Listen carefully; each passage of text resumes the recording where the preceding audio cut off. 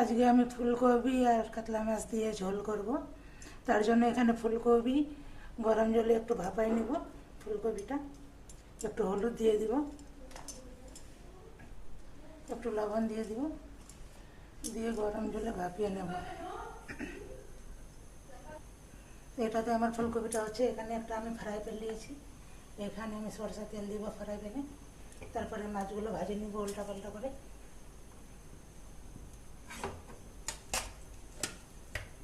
মাছ ভেজে নেব।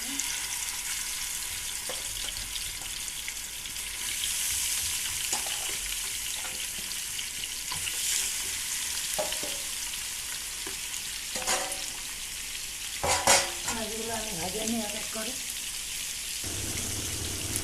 2 মিনিট হয়ে গেছে। 2 মিনিটে আমি ফুলকপিটা ভাপিয়ে নিলাম। এখন আমি নামাই নিব। এখন একটা আমি এখানে কড়াই বসাই দিব। এখানে একটা আমি কড়াই বসাই দিয়েছি। এখন সরষে তেল দেব। তেলটা গরম হওয়া পর্যন্ত একটু অপেক্ষা করব। তেলটা আমার গরম হয়ে গেছে। এখন ফুলকপিগুলো আমি ভেজে নেব।